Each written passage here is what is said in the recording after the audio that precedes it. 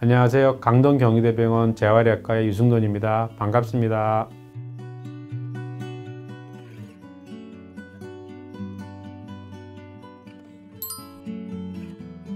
우리가 말실행증이라고 하면 아이들 같은 경우 원하는 것들을 엄마 뭐 주세요 라고 이런 건 할 수 있지만 뭐가 필요한 거 있니? 그럴 때 의미 있는 대화를 할 때는 잘 안 나오는 그런 거를 우리가 말실행증이라고 하거든요. 의도된 말의 계획과 실제로 말을 하는 동작하고의 그 연결이 되지 않는 것, 이렇게 우리가 얘기할 수 있어요. 그래서 자연스럽게 나오는 말은 되지만 어떤 의도를 가지고 말하는 것은 안 되는 걸 우리가 말실행증이라고 할 수가 있겠죠.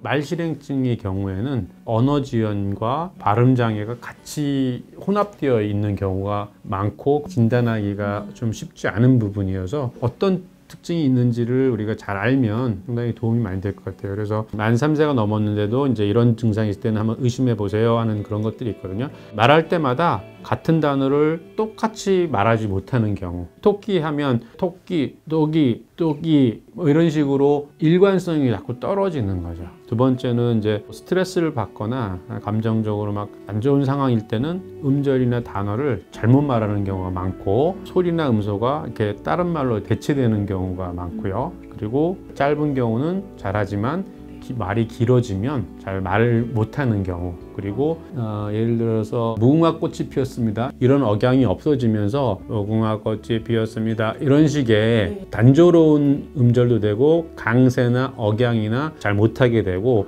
그런 리듬, 운율 이런 거에 일관성이 없어지는 거죠.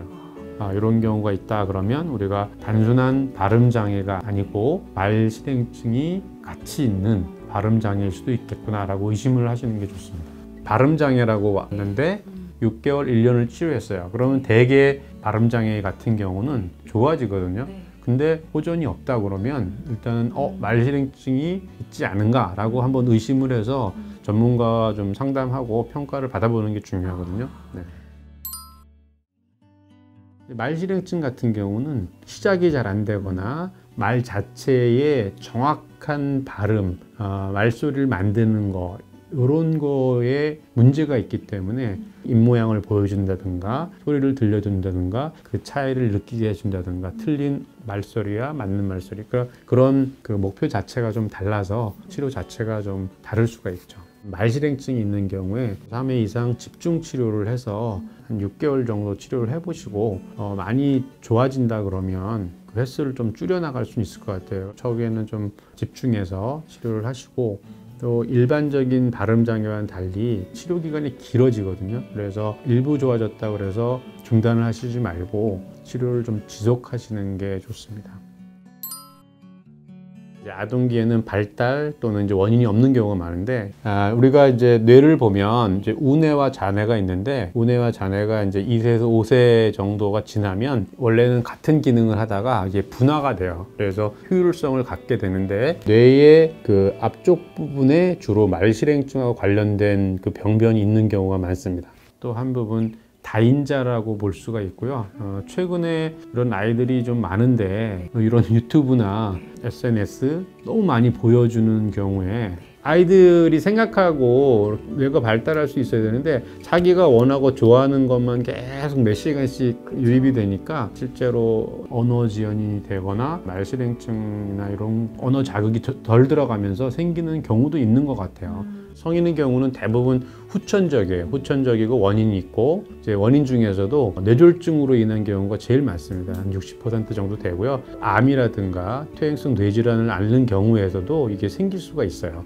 일반적인 언어장애, 발음장애랑 비슷해 보이지만 실제로 이건 구분이 되어야 되고 어른에서 말실행증이 있다라고 하면 MRI라든가 이런 뇌CT 같은 걸 통해서 원인을 확실하게 구분하는 게 굉장히 중요합니다.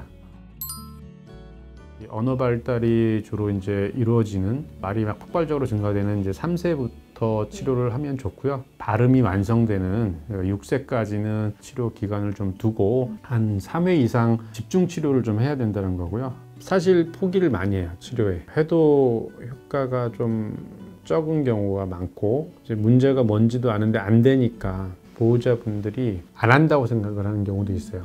왜 안 하니? 열심히 해야 나도 힘이 나고, 특히 실어증이나 말실행증 환자분들은 그런 부분에 있어서 더 소외가 많이 되는 것 같아요. 어쩔 수 없어, 뭐 안 돼요, 네거티브한 그런 얘기들을 많이 생각하게 되고, 그래서 부모 교육도 상당히 중요한 거예요. 저희 병원 같은 경우는 보호자 프로그램이 있어서 아이를 놓고 치료를 하는 과정을 지켜보시도록 하고, 집에서 어떻게 하면 정확한 발음을 할 수 있을지에 대한 교육을 시켜드리거든요. 가장 훌륭한 조력자이기도 하고 친구이기도 하고 선생님이기 때문에 방법만 이제 안다고 하면 시너지 효과가 있는 거거든요. 한 두 번 정도 옆에서 지켜보시면서 이런 식의 말을 만드는 교육을 해줘야 되는구나, 반복 훈련을 이 정도로 해야 되는구나, 아이들에게 재밌게 톤도 좀 높여가면서 안 되는 거에 대해서 윽박지르거나 잘못됐다라고 꾸지람한 이런 게 아니고 기다려주고, 이런 교육적인 측면들이 상당히 중요하거든요. 그래서 그런 거를 배울 수도 있고, 같이 안 되는 거를 옆에서 지켜보시면서 이해도 할 수 있고, 이런 방법이 도움이 되는 것 같아요. 그런 면에서. 우선은 이 말실행증이라는 것 자체가 스트레스를 받거나 낯선 상황에서는 조금 더 나빠지거나 증상이 악화되는 경우가 있어요. 그래서 제일 중요한 건 어쨌든 격려 부분이죠. 정확하게 하고 정반응을 보이면 격려해주고 칭찬을 해줘야 되는 부분이 많고요. 그 오류를 계속 지적하거나 하면 이제 부모라도 이제 말을 안 하고 닫게 되고 치료가 단절이 되는 게 부분이 있습니다. 그래서 조금 조심스러운 부분이 있죠.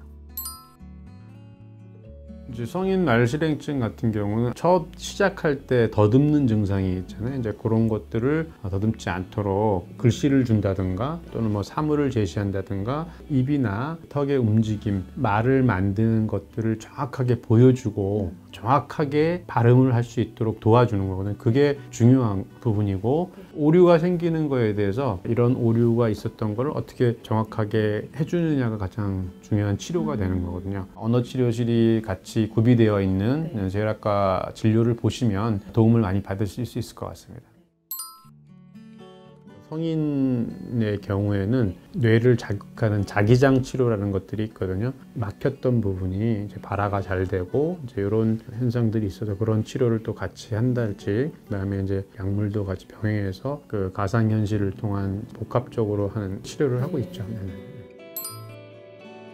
사실 언어장애 아동들이나 그를 둔 부모님들이나 가족들의 마음을 그 정도까지는 공감을 못하는 게 사실이거든요. 그럼에도 불구하고 장기간 이제 몇 년간 이렇게 환자분들하고 보호자분 같이 지내다 보면 통이 안 되는 부분들은 우울증이나 예후 측면에서 굉장히 좋지는 않은 게 있는 것 같아요. 그래서 더욱더 이제 공감하려고 노력을 하고, 또 조기에 문제들을 해결하려고 보호자 같이 저희 치료에 참여를 해서 공동 목표를 세워서 가는 게 중요하지 않을까 생각이 돼요.